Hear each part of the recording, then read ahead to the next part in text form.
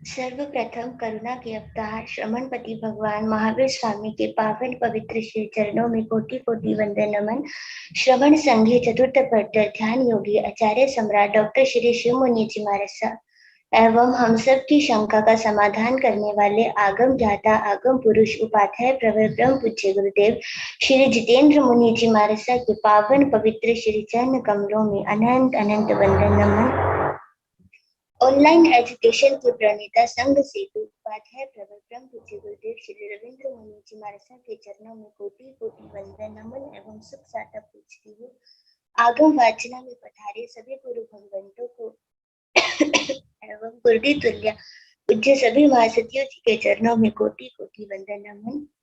आज ज्ञानदाता अगम प्रदाता मम आराध्य पूज्य गुरुदेव श्री जी की प्रत्यक्ष वंदना का लाभ ले रहे हैं उत्तर भारतीय प्रवचन डॉक्टर श्री सरिता जी महाराज की सुशिष्या सेवा श्रमणी मां साध्वी श्री श्रेया जी महाराज, नव दीक्षित साध्वी श्री उपलब्धि जी महाराज आदि।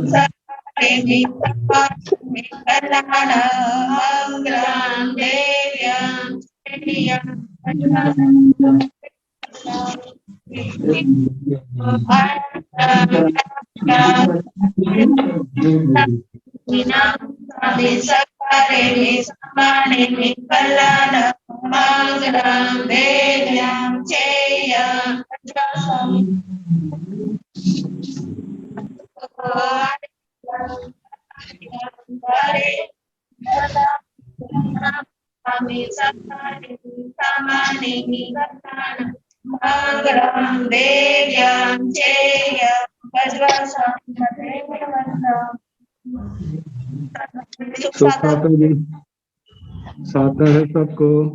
गुरुदेव कृपा आप श्री जी की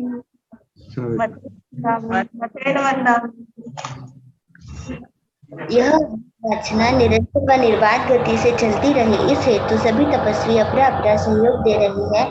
आज की तपस्या दिव्य साधिका श्री रश्मि जी महाराज की सुशिष्या डॉक्टर साधी श्री शिव प्रज्ञा जी महाराज उपवास, मां साध्वी श्री जगदीशवती जी महाराज की सुशिष्या दिव्य साधिका उप प्रवर्तन मां साध्वी श्री रमेश कुमारी जी महाराज उपवास, प्रवचन भास्कर मां साध्वी श्री संतोष कुमारी जी महाराज उपवास, तरुण तपस्वी मां साध्वी श्री शमा जी महाराज उपवास, साध्वी श्री करुणा जी महाराज उपवास, हम सभी तपस्वियों के तप अब हम गुरुदेव श्री सर्वत प्रार्थना करते हैं वाणी से हमें कृतार्थ करें। पधारे गुरुदेव मध्य प्रणाम।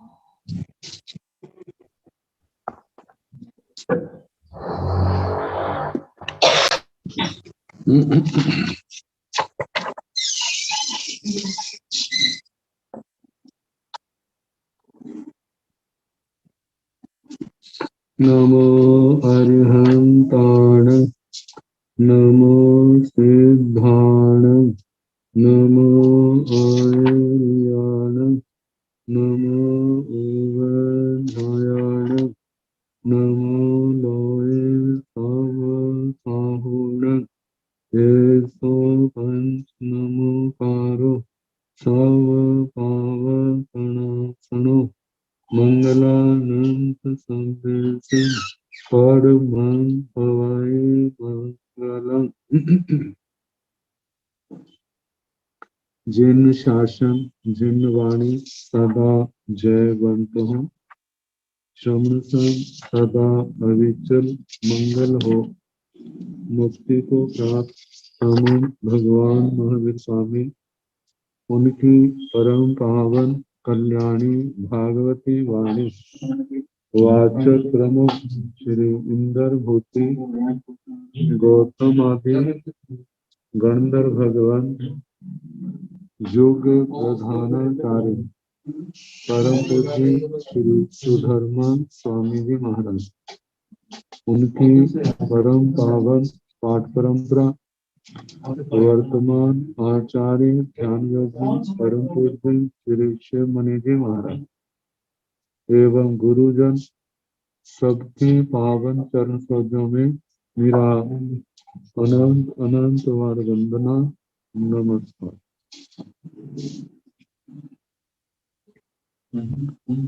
आगम परिषद में,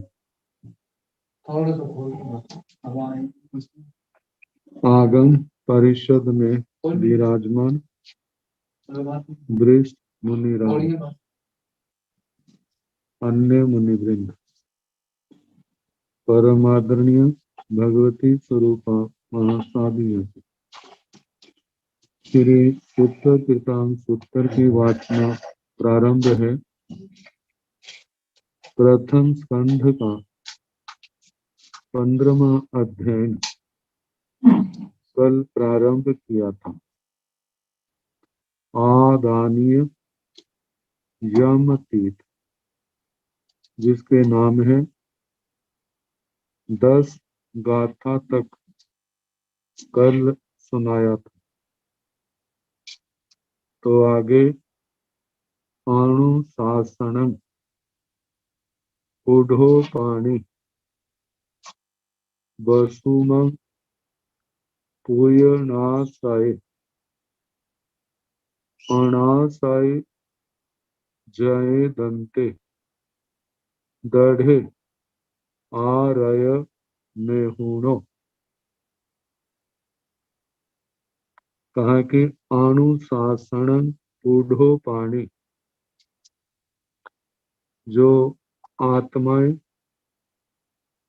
मोक्ष इस लक्ष्य को पाने के लिए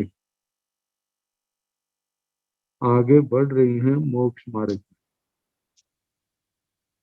कहते सबका अनुशासन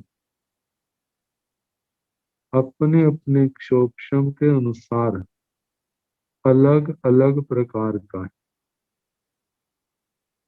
क्योंकि संयम के स्थान असंख्यात है और पर्याय अनंत है। तो कोई किसी स्थान पर, कोई किसी स्थान पर अपने अपने क्षोभक्षम के अनुसार आगे बढ़ रहा है, बढ़ता है, रुक जाता है, कभी आगे बढ़ जाता है, कभी नीचे गिर जाता है। कभी आगे बढ़ना है तो एक एक कदम आगे बढ़ता जाता है, और जब उदय भाव आता है, उदय भाव बढ़ जाता है, तो कैसे एक एक कदम पीछे हटता जाता है। तो कहा कि सभी आत्माओं का अनुशासन भिन्न भिन्न प्राणियों में भिन्न भिन्न प्रकार का देखा जाता है। तो वसुमं पूयणासाय, वसुमं, वसुमं का मतलब, वसु का मतलब धन होता है। जिस नाम को लेकर के इस पृथ्वी का नाम वसुमती पड़ा है। वसु, वसु धन वाली, वसुमती, तो ये तो स्त्रीवाचक शब्द हो गया। पुरुषवाचक शब्द वसुमान, और नपुंसक में वसुमत आएगा। तो जहाँ कहा कि वसुमंग, वसुमान, तो जहाँ आया है साधु का विशेषण, साधु साध्वी का, कि वह आत्मा जो संयम का धनी है, संयम तप का धनी है, मोक्ष मार्ग का पथिक है। तो आगे बताए पूयणासाय,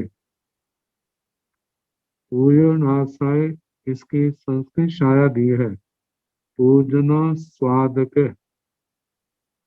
तो जहाँ पर पूजन जमा और स्वादक ऐसा संधि छेद होगा, जिसका मतलब है जो पूजा का स्वाद नहीं लेने वाला। पूजा का मतलब पूजा, सत्कार, सम्मान, उसके अंदर रस का अनुभव नहीं करता। पूजा, सत्कार, मान सम्मान में जो वृद्धि भाव नहीं रखता, मतलब उसमें हर समय देनी मेरी प्रतिष्ठा हो, ऐसा हो, संयम मार्ग में चलेगा। तपस्या करेगा, ज्ञान दर्शन चरित्र की उसकी साधना निर्मल होगी। दुनिया वाले तो उसकी महिमा गाएंगे, लेकिन वह उस महिमा से निष्प्रिय रहेगा। ये नहीं है कि किसी स्थान पर उसकी महिमा नहीं हुई, पूजा सत्कार नहीं हुआ तो आकुल व्याकुल होने लग पड़ा। तो कहा कि जो आज आकुल व्याकुल हो रहा है, तो इसका मतलब पूजा के स्वाद का, मान प्रतिष्ठा का चस्का उसको लगा हुआ है, उसकी चाहना करता है। तो भगवान कहते हैं कि वो पूजा सत्कार की ओर ध्यान देने वाला नहीं, अपने मार्ग की निर्दोषता की ओर उसका ध्यान है। अपने संयम तप मेरा निर्दोष हो, इस बात का ध्यान है। लोग मेरी प्रशंसा करे या ना करे, इसकी ओर उसका ध्यान नहीं है। तो इस प्रकार पूजना सय, पूजना स्वादक है, पूजा का स्वाद नहीं लेने वाला, पूजा सत्कार में दिलचस्पी नहीं रखने वाला। आगे बताया है अनाशय। अनाशय का मतलब अनाशय, आशय और अनाशय दो शब्द हैं। आशय का मतलब उसका भाव क्या है, जिसका भाव नहीं है तो वो अनाशय, वो आ गया।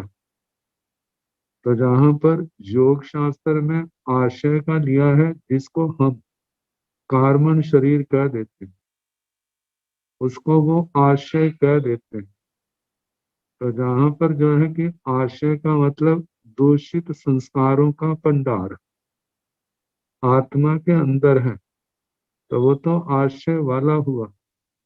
लेकिन जिसने अपनी साधना के द्वारा, संयम तप की आराधना के द्वारा इस भंडार को खत्म कर दिया, ये मानो खत्म नहीं हुआ है तो समाप्त प्राय, अब अंदर वो वासनाएं, वो विकार उदय में आते हैं, तो आत्मा अपने ऊपर उनको प्रभावित नहीं होने देता, उनको निष्फल कर देता है। तो इन विकारों को, वासनाओं को, विकारों को जो निष्फल करने वाला है, उस आत्मा के लिए कहा है कि वह अनाशय है, आशय वाला नहीं है। आगे बताया है जय दंते। जय का मतलब जतनाशील है। यतना किस में है? यति धातु प्रयत्न अर्थ में आती है।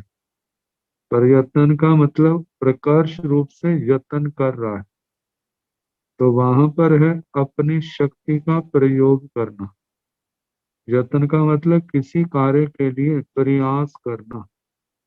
तो जहां बताया है कि प्रयास संसार के अभिमुख भी होता है, मोक्ष के अभिमुख भी होता है।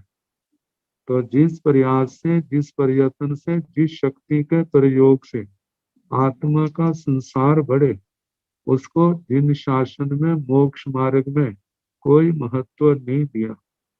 कहा जहां तो वही प्रयास, प्रयत्न, पुरुषार्थ सार्थक है जो संबर और निर्जरा का कारण, जो आने वाले कर्मों को रोके और पुराने कर्मों को काटे, वे ही प्रयास सार्थक है।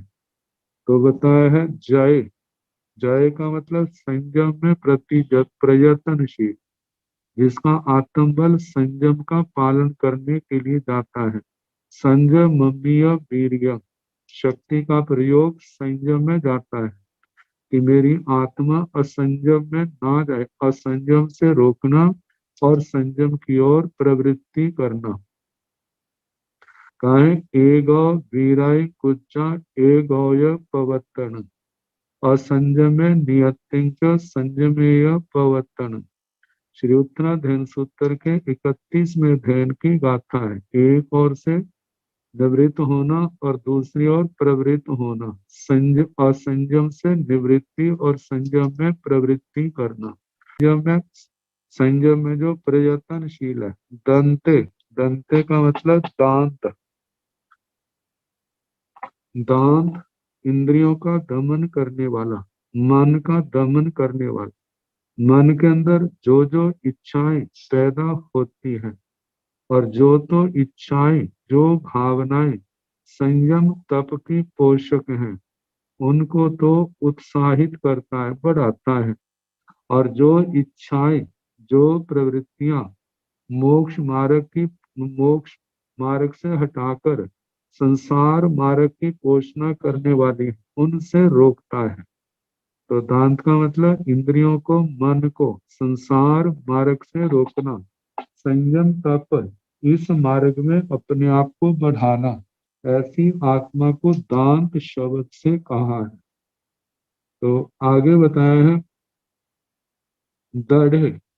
दृढ़ का मतलब दृढ़, जो प्रतिज्ञा ली है उसका पालन करने में दृढ़ है, ताकि उदय भाव से भावों में ढीलापन आता है। और जब ढीलापन आता है तो संयम में, तप में, मोक्ष मार्ग में अरति भाव पैदा होता है। जब अरति भाव पैदा होता है तो असंयम की ओर ध्यान जाता है। लेकिन ये भी है कि संयम के प्रति अरति, असंयम के प्रति रति जो है, ये जो प्रवृत्ति है कर्म बंध का कारण है।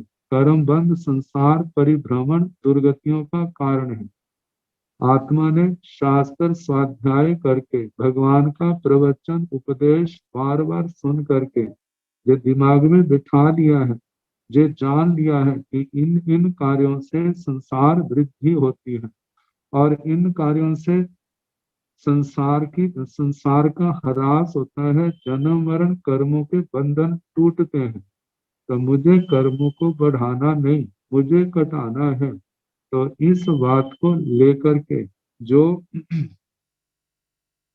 अपने आप को, जिसने मन में भाव असंयम के आते हैं तो उनको रोकता है, उस और बहने नहीं लगता, अपने आप को रोक करके वो अपनी साधना है, अपना विवेक है, अपनी यत्न है कि कैसे बचना है। जो गुरुजनों से शास्त्रों का स्वाध्याय करके सीखा है उसके अनुसार प्रयत्न करें। जैसे इन इच्छाओं को खत्म करने के लिए दशमी कालिक सूत्र की 5वीं गाथा, जो चौथी और 5वीं गाथा आती है, मतलब दशमी कालिक सूत्र के दूसरे अध्ययन की समाई तिहाई परिवेयंतो सिया मनो निसरई बहिता न सा महं नोवि अहम तीसे अहम तीसे इच्छेव ताओ विनिज रागम आया व्याहि जय सोग मल्लम कामे कमाहि कमयुक दुखम छिंदाहि दोषम विनिज रागम एवं सुहि कोहिसी संपराय।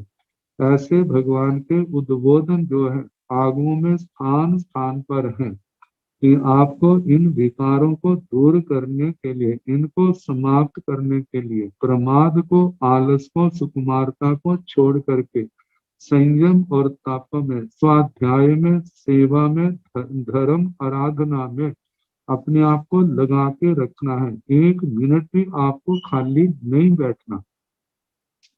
तो कहा कि उसके अनुसार जो चलता है तो ऐसी आत्मा जो है अपने लक्ष्य को पाने में सफल हो जाती है। तो बताया है दृढ़, जो अपनी प्रतिज्ञा का पालन करने के लिए दृढ़ है।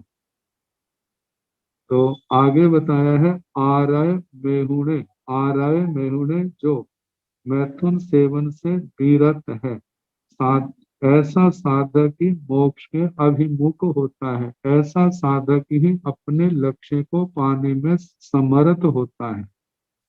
मतलब कुशील वृत्ति से सर्वथा निवृत्त है, ताकि इसकी निवृत्ति ही देखा जाए साधक की परिपक्वता को दर्शाती है। कहा कोई कितनी साधना कर ले लेकिन इस व्रत में शिथिल है तो उसकी सारी साधनाएं क्या है, शिथिल है, कहीं उसको सफलता पाने वाली, मिलने वाली नहीं है।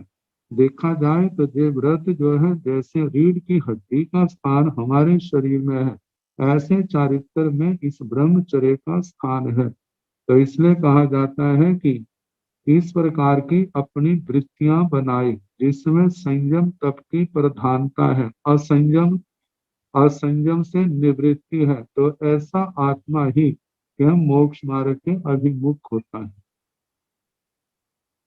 आगे बताया है निवारेव न दिएचा छिन्न सोए अनाविले अनाइले सया दंते संधिंग पत्ते अनेलिसम निवारे व न दिएचा। कहा जैसे सुअर को फंसाने के लिए चावल आदि उसके आगे डाल देते हैं तो भूख का मारा स्वाद के अधीन वह उसकी ओर चल पड़ता है और वो फंस जाता है, पकड़ा जाता है, मारा जाता है। कहा इसी प्रकार जो इंद्रियों के विषय है, इंद्रियों के विषय जिसमें जो कहा है कि पुरुष है उसके लिए स्त्री का प्रसंग, स्त्री है साध्वी है तो उसके लिए पुरुष का प्रसंग, और दूसरा विषय भोग ऐसे अल्पकालिक जो शब्द रूप गंध रस स्पर्श ये जो इंद्रियों के विषय है ये कैसे हैं, जैसे सुअर को लुभाने के लिए वो चावल है, इसी प्रकार इस संयम निष्ठ आत्मा को भी संसार में लुभाने के लिए ये क्या है, जो उन चावलों के समान ही है। तो भगवान कहते हैं न लिए जा, हे आत्मा तुम मोक्ष मार्ग के पति को, तुम्हें इन काम भोगों की ओर ध्यान नहीं देना, उनके अंदर लीन नहीं होना। उनके अंदर लीन होने का मतलब अपने मार्ग से भ्रष्ट होना है। तो इसलिए न लिए जा, उनमें जो लीन नहीं होता, फंसता नहीं है। छिन्न सोए अनाविले, छिन्न सोए का मतलब जिनके स्रोत, स्रोत क्या है, आश्रव द्वार, जे भोग काम भोग रूप जो आश्रव द्वार है, इनको जिसने छिन्न भिन्न कर दिया है, इन सब लालसाओं को छोड़ दिया है, तो ऐसा अनाविले, अनाविले का मतलब जो राग द्वेष रूपी मैल से रहित है, जो स्वच्छ मन वाला है, जिसके मन के भाव निर्मल हैं, जिन भावों के अंदर संयम है, तप की भावना है, ज्ञान दर्शन चारित्र तप की प्रधानता है, ऐसा निर्मल चित्त वाला आत्मा अनाइले सया दंते, अनाइले सया दंते, अनाइले विषय भोग में प्रवृत्ति न होने से जो स्थिर चित्त है, निर्मल चित्त है, सयादंते जो सदा इंद्रियों का और मन का दमन करने वाला है, जो इनको अपने बस में रखता है। संधिंग पत्ते अनेलिसंग, ऐसी आत्मा ही अनेलिसंग संधिंग पत्ते, अनेलिसंग मतलब अनुपम, जो ऐसा और जगह जो नहीं मिलता, अनुपम सर्वश्रेष्ठ। संधि, संधि का मतलब भाव संधि, मोक्ष अभिमुखता, उस अवसर को प्राप्त कर लेता है। संधि काल देखा जाए, संधि देखा जाए तो वह स्थान है जहाँ पर दो वस्तुएं मिलती है। तो कहा जाता है एक और संसार है और दूसरी ओर मोक्ष है। संसार और मोक्ष का संधि, संधि का स्थान मतलब संसार खत्म होता है और मोक्ष प्रारंभ होता है। कहते हैं ऐसी अनुपम संधि को वो आत्मा प्राप्त करता है। कौन? जो जहां पर जिस आचार का वर्णन किया गया, जो उस आचार का पालन करता है, जो ऐसे गुणों का धनी है, जो काम भोगों में लीन नहीं होता, जिसने आश्रव द्वारों को दूर कर दिया है, जिसका चित्त निर्मल है और इंद्रियों का मन का दमन करने वाला, और ऐसे जो गुण साधु साधु साध्वी के बताए हैं वो सारे जिसके अंदर विद्यमान है, ऐसे गुणों वाला ही उस अनुपम संधि को प्राप्त होता है। संधि पत्ते अनेलिसं, अनुपम संधि को प्राप्त होता है मतलब संसार का समापन और सिद्ध गति की प्राप्ति। आगे बताए अनेलिसस खेयन्ने न विरुद्धे ज केणाई मनसा वयसा चेव कायसा चेव चक्षु। कहा कि अनेलिसस खेयन्ने, अनेलिसस जो अनन्य सदृश, जिसके समान संसार में कोई उत्तम पदार्थ नहीं, वह अनिदृश, वह अनिदृश क्या है, अनुपम संयम।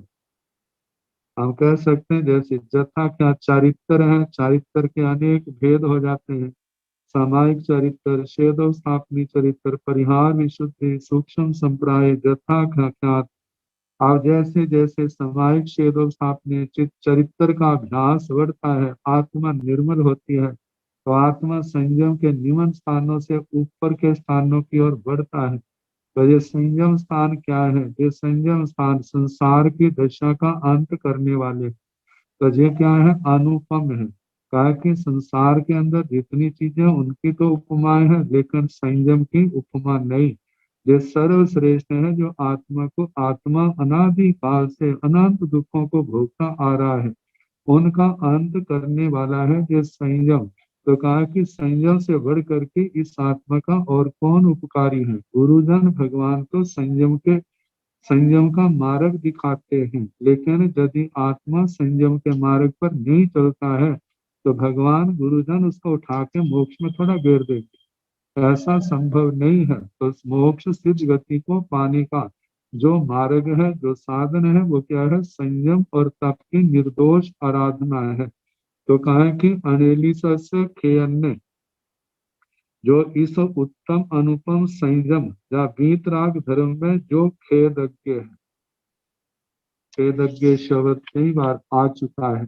खेदज्ञ का निपुण अर्थ भी आता है, दूसरे के खेद को जानने वाला भी आता है, आत्मा के स्वरूप को जानने वाला, उसके लिए भी क्षेत्रज्ञ खेदज्ञ शब्द का प्रयोग आता है। तो ऐसे अनुपम का जो अनुपम संयम है, उसके मर्म को जानने वाला है, उसमें निपुण है, ऐसा जो है, ऐसा साधक, ऐसी आत्मा न विरुच्छेद केणाई, किसी के साथ बैर भाव ना पाले।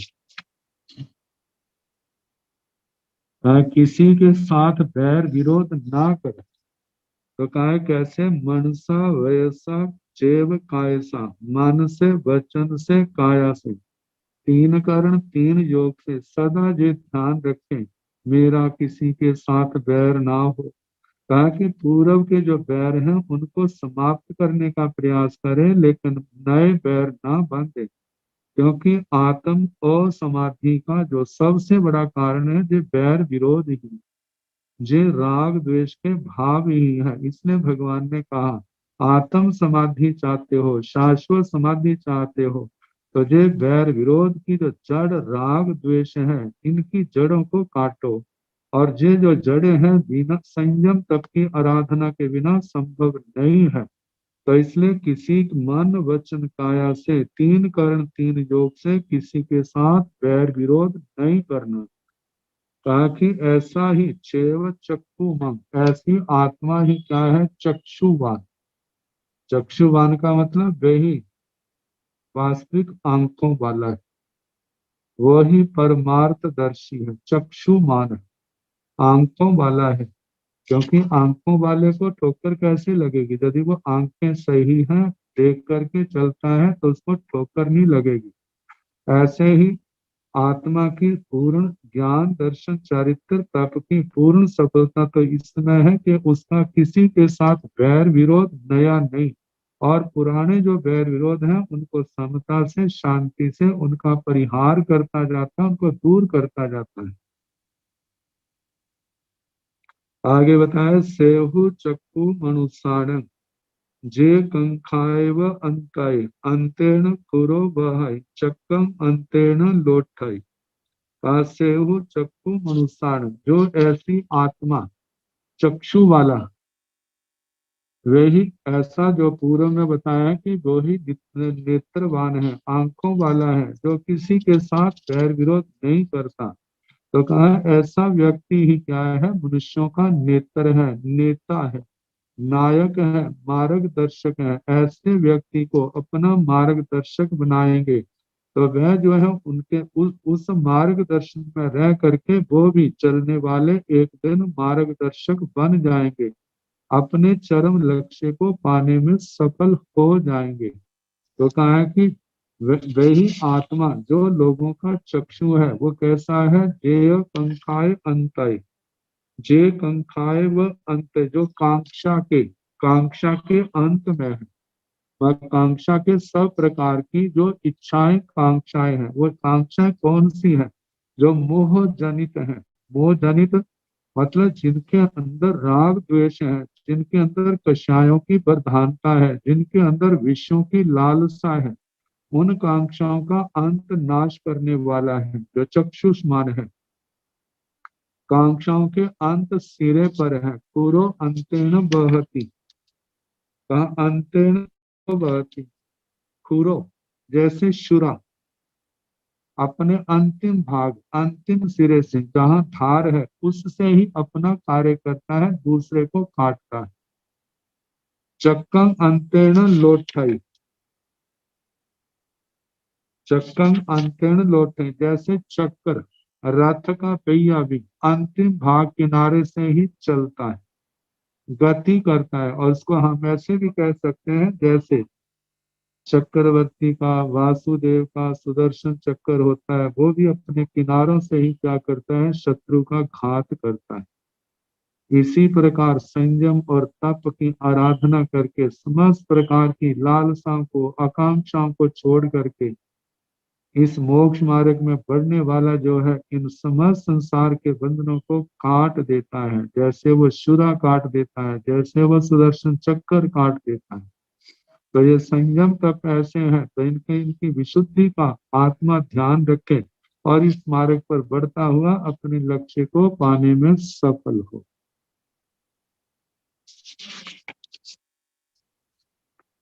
अंतानि धीरा सेवन्ति तेन अंतकरा इह, इह मानुषाय ठाणे धम्म माराहियो नरा।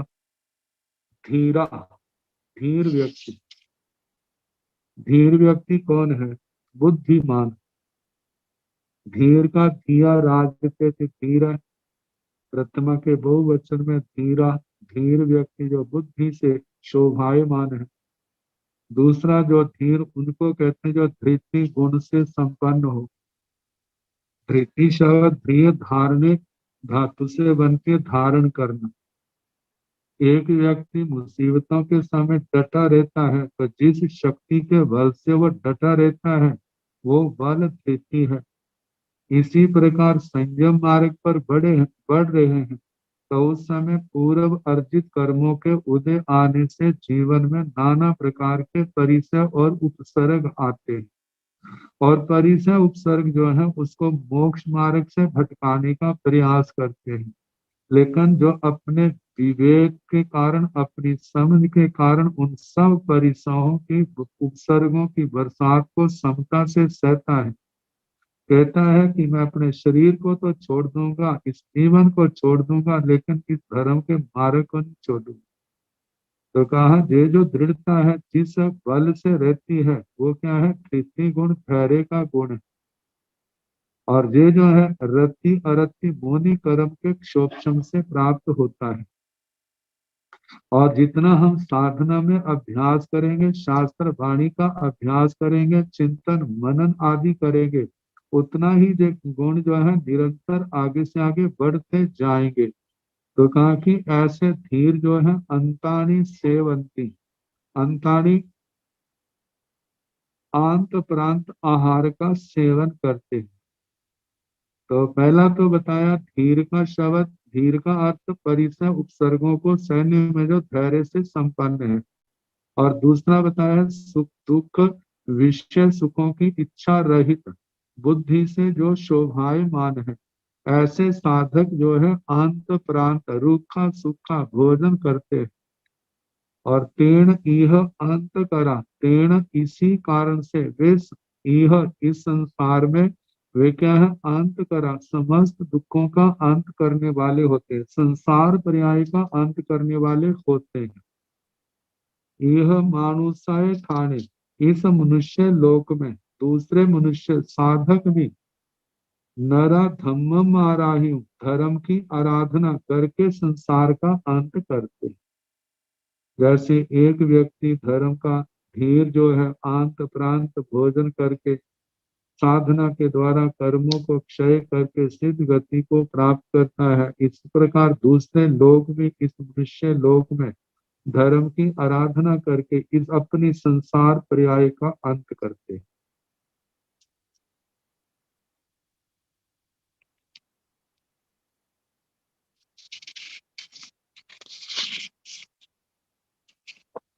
नित्यथा व देवा वा उत्तरीय इयं सूयं सूयं च मेय मेघे सिंह अमनुष्येषु नो तः नित्यथा वा देवा वा उत्तरीय इयं सूयं उत्तरीय लोकोत्तर प्रवचन में अरिहंत परमात्मा की धर्म देशना में इयं सूयं जो मैंने सुना है, जो आगे कही जाने वाली बातें हैं। नित्यथा वा देवा वा मनुष्य ही कर्म क्षय करके निष्ठितार्थ होते हैं। निष्ठितार्थ जिसके अर्थ निष्ठित हो गए हैं। निष्ठा अर्थ जो है तो पूर्णता में आता है, वो कार्य संपन्न हो गया। ऐसे जिसकी पूर्ण इच्छाएं पूर्ण हो गई, जिसको हम कृत कृत्य कहते हैं। कृतम कृत्यम जैन से कृत कृत्य, जो मैंने मेरे करने योग्य था वो मैंने कर दिया। इसी प्रकार निष्ठितार्थ जिसका जो प्रयोजन था वो क्या हो गया, संपन्न हो। तो प्रयोजन मोक्षु आत्मा का सबसे बड़ा क्या है, वो देवगति नहीं है, मैं देवगति में जाऊं। कहा मुमुक्षु का चरम और परम, चरम का मतलब जिसके बाद और कोई नहीं, अंतिम है। परम का मतलब जिससे बढ़ करके और कोई लक्ष्य नहीं, और कोई बात नहीं है, वो क्या है, सिद्ध गति। तो सिद्ध गति को जिन्होंने प्राप्त कर लिया, तो इस मार्ग पर चलने वाले या तो निष्ठितार्थ होते हैं, कर्म क्षय करके सम्यक दर्शन ज्ञान दर्शन चरित्र तप की आराधना से कृत कृत्य निष्ठितार्थ होते हैं, यानी वह सिद्ध गति को प्राप्त करते हैं। और कर्म शेष रहने पर देवावा, वो क्या बनते हैं, देवता बनते हैं। देवलोकों में महर्षिक देवता बनते हैं। ताकि सोयं च मेयम मेघेसी, ये मैंने सुना है। एयं एगेसिंग, ये मोक्ष प्राप्ति भी किन्हीं बिरले लोगों को होती है। एयं एगेसिंग, ये जो मोक्ष गमन है जो किन्हीं को होता है, सबको नहीं होता। किनको होता है, जो 5 प्रकार का आचार का पालन करके कर्मों को क्षय करते हैं, एकांत रूप से आठों के आठों कर्मों के बंधनों से मुक्त होते हैं, उन्हीं के जो मोक्ष होता है। आगे कहा कि अमनुष्येषु नो तहा, जो मनुष्य गति में नहीं है, त्रयंश गति में है, नर गति में है, देव गति में है, ऐसे लोग निष्ठितार्थ वहां से नहीं होते। देव गति से भी सिद्ध गति को नहीं जाते, त्रयंश गति से भी सिद्ध गति को नहीं जाते, नर गति से नहीं जाते, ये तो केवल मनुष्य गति से ही जाते हैं। इसने कहा नो अमनुष्येषु, अमनुष्येषु नो तहा, जैसे इस मनुष्य लोक में मनुष्य भव पा करके धर्म आराधना के द्वारा कर्म क्षय करके सिद्ध गति को जाते हैं, ऐसे मनुष्यतर मनुष्यों से भिन्न दूसरी गतियों से नहीं जाते। सुयं च, ये मेरे द्वारा भगवान से सुना गया है। अंतं करन्ति दुःखानं इह वेगेसि आह्यं आघायं पुण्य एगेसिं दुर्लभे अयं समुच्चय। अंतं करन्ति दुःखानं,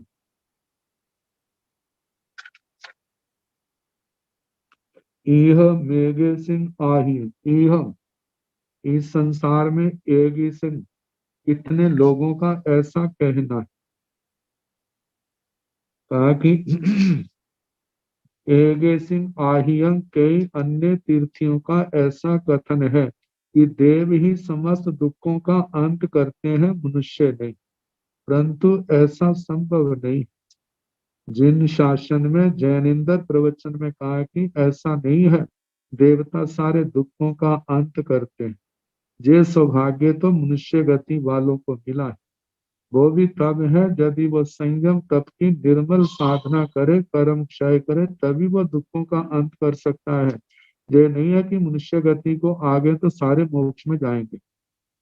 तो कहा जो ऐसे दूसरे लोग मानते हैं कि देवता अपने समस्त दुखों का अंत करते हैं, मनुष्य नहीं, ऐसा संभव नहीं है। यह इस आरहत प्रवचन में तीर्थंकर गंधर्व आदि का कथन है कि मनुष्य ही दुखानं अंतं करेंगे, दुखों का अंत करते हैं। मनुष्यों को ही जो सौभाग्य है जो ज्ञान दर्शन चारित्र तप की निर्मल साधना करके दुखों का अंत कर सके, जो सौभाग्य और गति वालों को नहीं है। आगे बताए हैं आघायं पूर्ण एगे सिंह दुर्लभ है अयं मनुष्य। एगे सिंह पूर्ण आह्यं, किन्हीं गणधर आदि भगवंतों ने, उनका भी जो कथन है,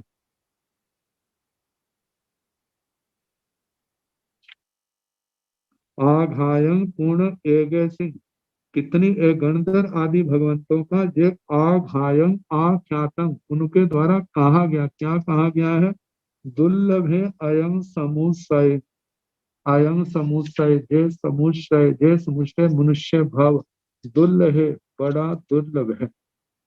यह समुच्चय समुन्नत विकसित मानव शरीर, मानव जन्म मिलना जो है अत्यंत दुर्लभ है। मनुष्य के बिना यह आगे कहा जाने वाला समुच्चय यानी धर्म श्रवण आदि रूप जो अभ्युदय आत्मा का है वो दुर्लभ है। दुर्लभ का मतलब जिसको पाना बड़ा मुश्किल है। तो इसलिए कहा ना कि चत्तारी पर मंगाणी दुर्लहानी हो जंतुणो मानु सत्तं सोई सद्धा संजय मम्मी वीरिय।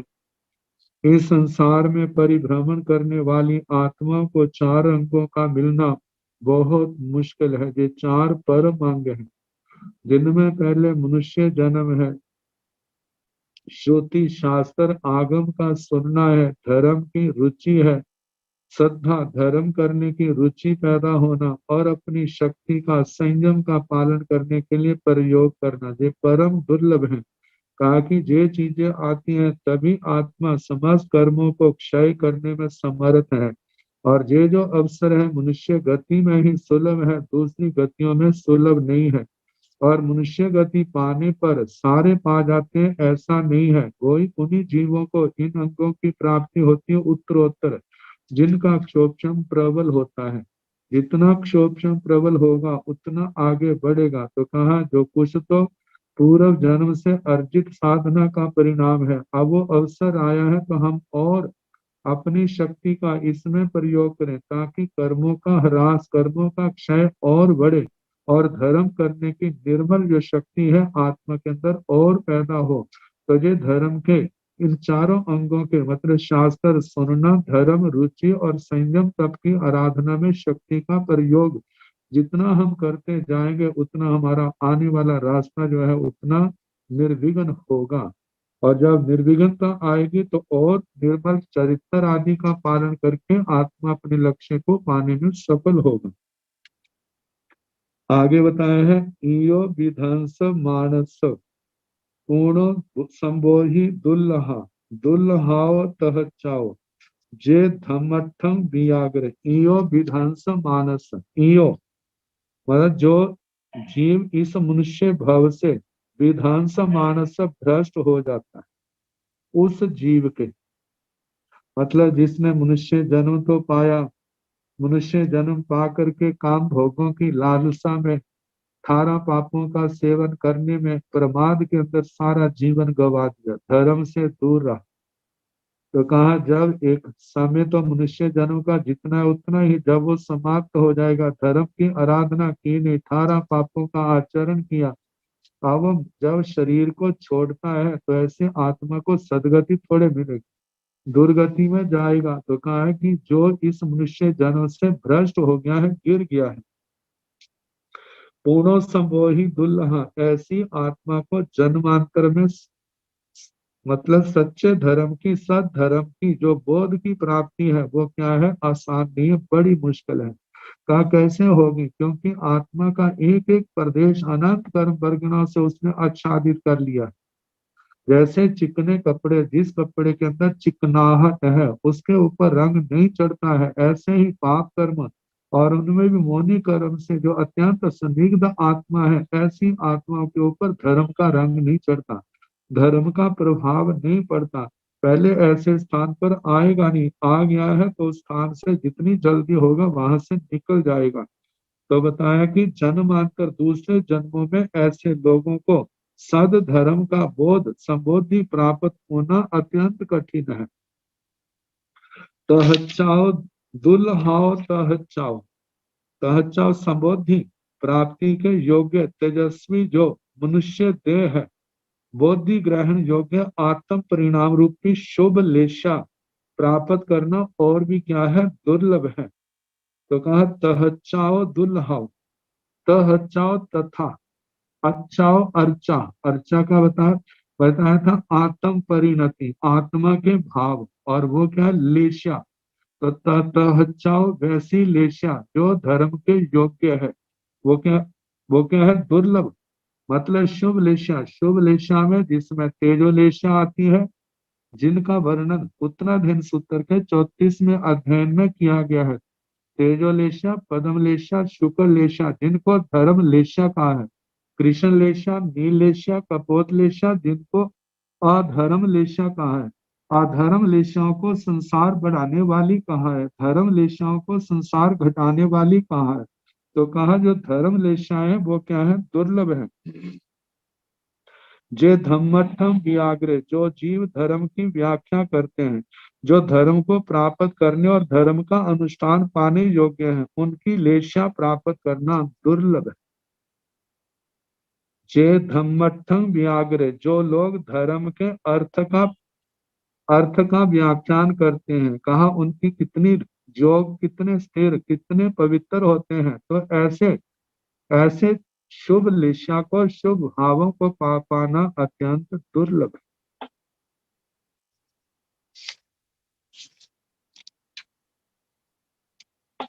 आगे बताया है जे धम्मं शुद्धं मक्खन्ति परि पुन्नम अणेली संग अणेली सस जंग ठाण तस जम कहा कहो।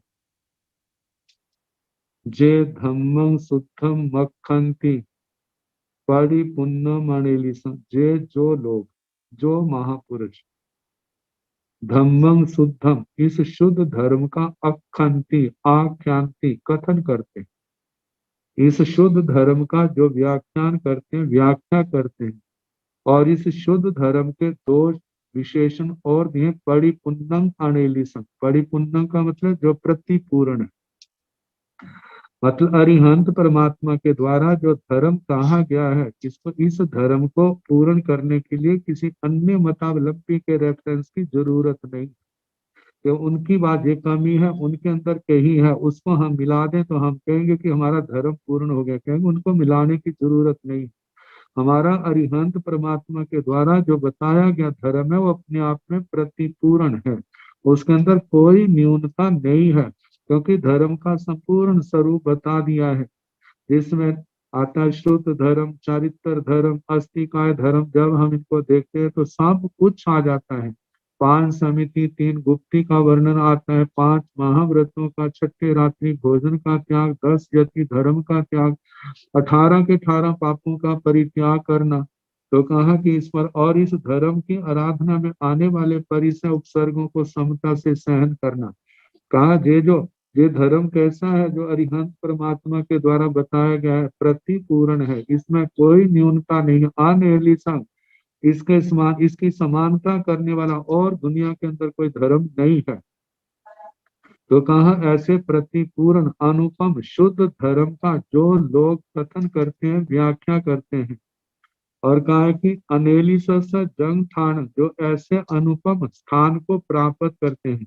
अनेली ऐसे धर्म की आराधना करने वालों का जो स्थान होता है, वो स्थान कौन सा होता है, सिद्ध गति होता है।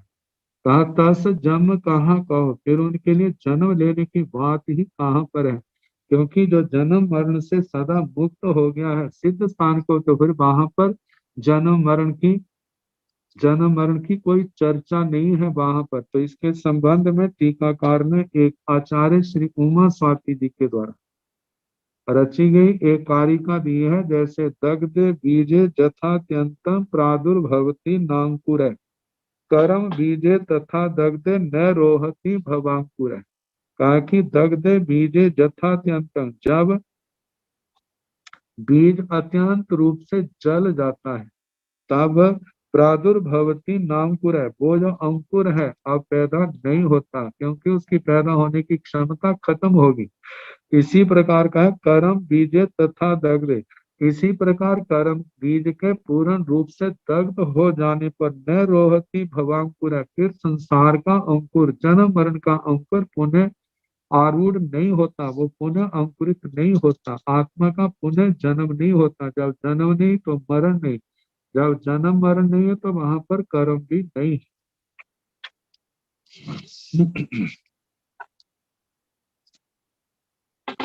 आगे बताए कौ कयाई बेहागी उपजंती तहा गया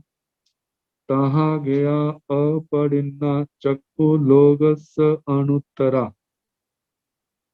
कि कौ कयाई बेहागी उपजंती तहा गया तथागत। तथागत का अर्थ किया कि इस संसार में फिर नहीं आने के लिए जो मोक्ष में गए। तथागत मेहाबी मेधावान, मेधायुक्त, बुद्धिमान, ज्ञानी पुरुष, आत्मा। कौ क्याय उपजंती, क्या वो फिर उत्पन्न हो सकते हैं? जिन आत्माओं ने सिद्ध गति को प्राप्त किया है क्या वो दोबारा जन्म लेंगे? कहा नहीं। क्याय उपजंती, क्या उत्पन्न हो सकते हैं? कदापि नहीं। कहा गया अपरिन्ना। अपरिन्ना, अपरिन्ना का मतलब अप्रतिज्ञ, निदान से रहित, शल्यों से रहित। वे तीर्थंकर कहा गया तीर्थंकर गणधर भगवान। चक्षु लोगस अनुत्तरा, वे लोक के अनुत्तर सर्व प्रधान चक्षु है। वे संसार के प्राणियों के लिए आंख के समान है।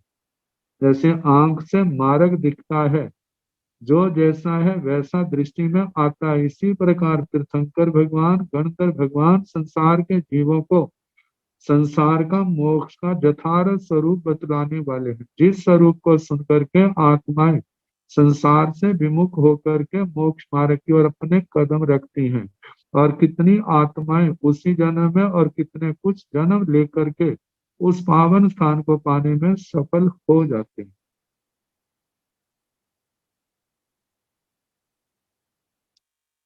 अब इसके आगे कुछ गाथा रह गई हैं, कल जैसे अवसर होगा कराने का प्रयास किया जाएगा। नमो अरिहंताण, नमो सिद्धाण, नमो आयर्याण, नमो उवध्यायाण, नमो लोये संसाहुण, तेसो पंच नमो कारो सब पाव प्रणसणो, मंगलानंद सम्मेसिं हवाई मंगलम। श्री चतारि मंगलम अरिहंता मंगलम सिद्धा मंगलम साहु मंगलम केवली मनतो धम्मो मंगलम। चतारि लोगोत्तमा अरिहंता लोगोत्तमा सिद्धा लोगोत्तमा साहु लोगोत्तमा केवली मनतो धम्मो लोगोत्तमो। चतारि शरणं प्रवक्ष्यामि अरिहन्ते शरणं प्रवक्ष्यामि, सिद्धे शरणं प्रवक्ष्यामि, साहु शरणं प्रवक्ष्यामि, केवली पुनातं धम्मं शरणं प्रवक्ष्यामि। चार शरणे सुख करने दुख करने मंगल करने और करना नहीं कोई, जो भाव प्राणी आश्रय अक्षय।